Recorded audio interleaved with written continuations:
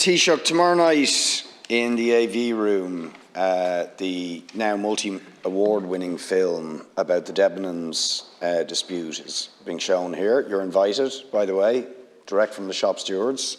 Vincent Brown will be hosting a Q&A panel afterwards. But one of the points that the film gets across is, let's put it this way, very serious question marks about obviously the treatment of the Debenhams workers, but also how the whole insolvency was handled.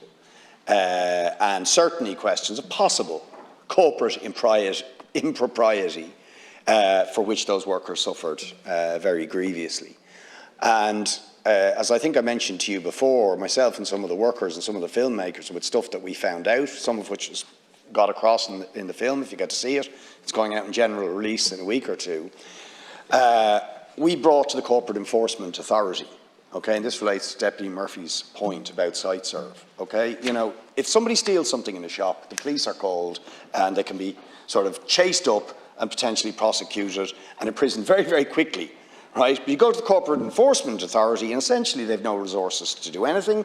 When we told them that there were very serious questions, they said, well, look, we take on board what you're saying here, but I'm afraid we're restricted in our ability to come back and tell you if we even find anything. And it wasn't even clear to me to whom they report.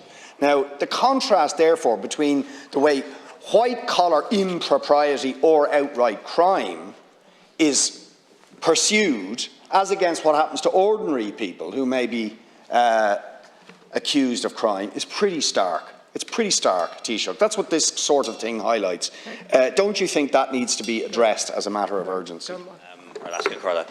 Just in relation to costs, which I was asked about by some deputies, from the time of its establishment to the end of March, the Commission has cost £13.1 million, but that excludes third-party legal costs that have been incurred but not paid yet, and they're matters for the Commission to determine. I don't have an estimate on that, unfortunately.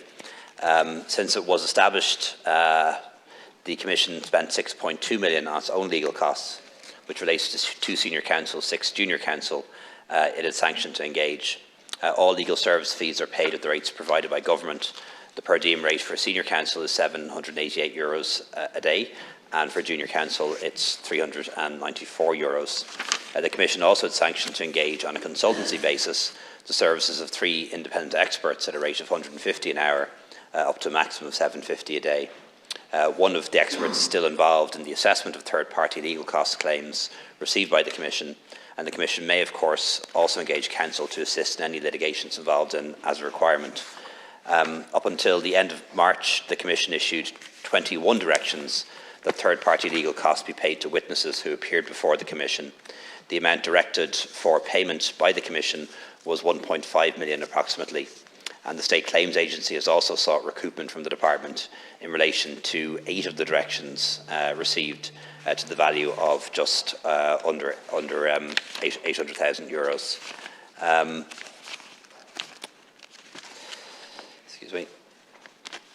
In relation to the issues that Deputy Catherine Martin raised on the appropriateness of commissions of inquiry more generally, I think we do now have the Corporate Enforcement Authority and also the Garda MBCI, and I'm not sure commissions of investigation are the best means by which to examine commercial transactions. A suggestion has been made that we have a more permanent inspector for public inquiries.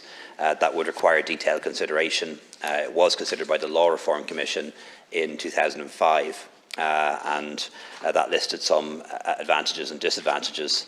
Having done so, the Commission didn't recommend the establishment of a permanent inspectorate. However, it did recommend the establishment of a Central Inquiries Office that would be charged with collecting and managing a database of records and information in respect of public inquiries. This would provide those charged with establishing and running public inquiries easy access to precedents and guidance on a wide variety of matters pertinent to their inquiry, including legislation, procedural issues, the drafting of terms of reference and administrative matters. It should be borne in mind, of course, that the Law Reform Commission report was published in 2004, only a year after the Commission of Investigation Act was enacted. And since then, a lot has happened and a lot has changed, and we've a lot of experience of how commissions do and sometimes don't work.